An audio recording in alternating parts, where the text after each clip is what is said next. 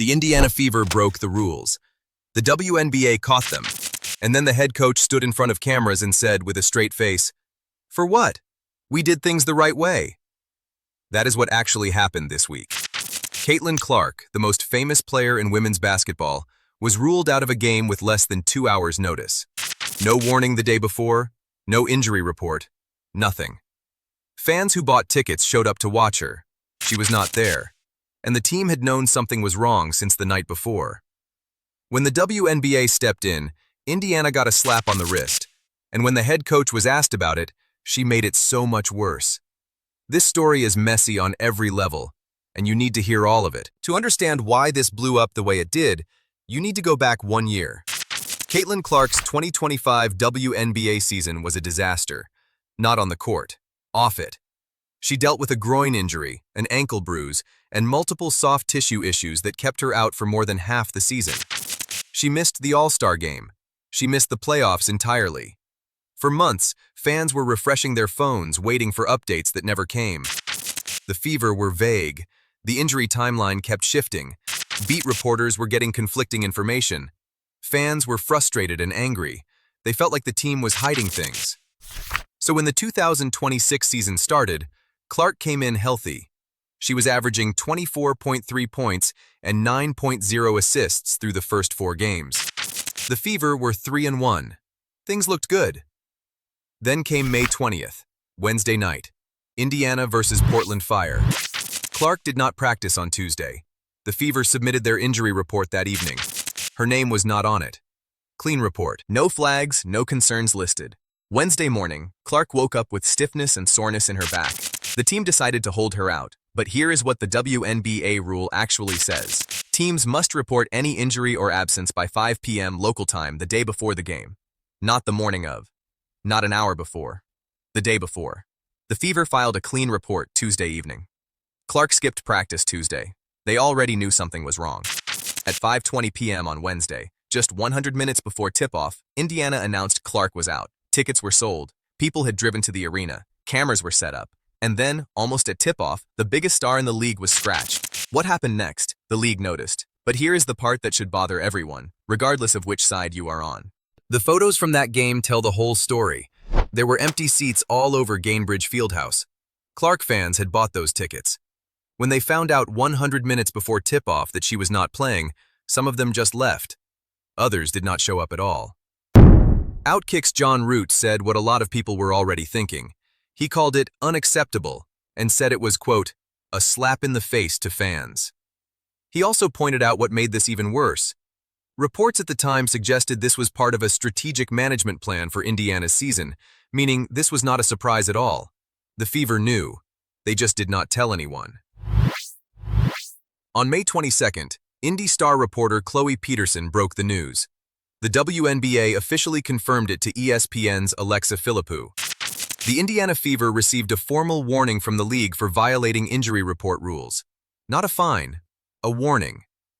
Now this is where it gets interesting, because this is not the first time a team has gotten caught doing this. In September 2024, the Las Vegas Aces were fined an undisclosed amount for an injury report violation involving Aja Wilson.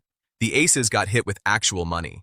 Indiana, a warning and a wave of the finger. When Stephanie White was asked about it on Friday before the Valkyries game, she looked at the reporter and said, "My reaction is, for what? Because we did things the right way." The internet exploded. One fan wrote, "She's actually just disrespectful, what the hell?" Another said she throws gasoline on the flames every time she opens her mouth. Someone else said Clark deserves better than this coach. And one fan, maybe the most honest of all, wrote, "She keeps giving YouTubers content. I know they secretly love her." Now to be fair, there is another side to this. Clark herself spoke on Friday and added something that people are not talking about enough. She said she had every intention of playing. She said she woke up sore and called her training staff. And then she said this. The fans found out at 5:20. Her mom, one of the most important people in her life, found out just 40 minutes before that.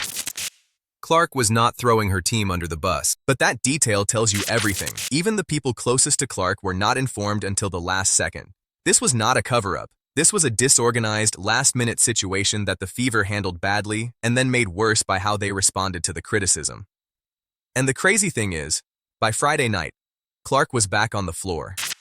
She went out and dropped 22 points and 9 assists against the Golden State Valkyries. The Fever came back to win 90-82 and moved to 4-2, and somehow that almost buried the story. Almost. Here is my take, and I am not going to soften it. The WNBA got this wrong. A warning means nothing. It costs the Fever nothing. It changes nothing. If this were a player on the Connecticut Sun or the Washington Mystics, the conversation is different. A fine is on the table immediately. But because this is Clark, and because Clark is the engine that drives ratings, ticket sales, and the entire national story around women's basketball right now, the league blinked. They did the minimum. They covered themselves legally by issuing a warning, and then they stepped back and hoped the story moved on. Here is the precedent problem. The Aces got fined for an A'ja Wilson violation in 2024. A'ja Wilson is the reigning MVP. She is the best player in the WNBA by most metrics, and her team got fined. So why does Indiana walk away with just a warning? The only answer that makes sense is that the WNBA is terrified of the story that comes out if they fine the Fever, because the next headline writes itself. WNBA punishes team for protecting Caitlin Clark. That is a bad look. So they take the easy path. And Stephanie White calling it nothing and saying they did things right? That is the real problem.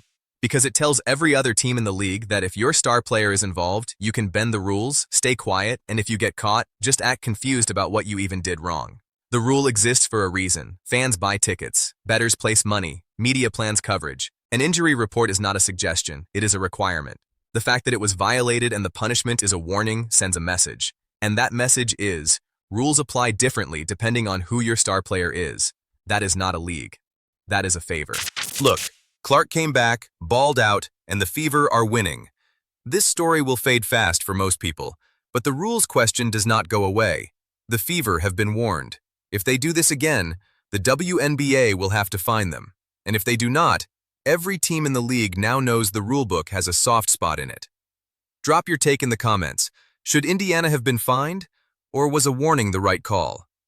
And if the Aces got fined for A'ja Wilson, why does Indiana get a pass for Caitlin Clark? Subscribe so you do not miss the next one, because with this team and this season, there is always a next one.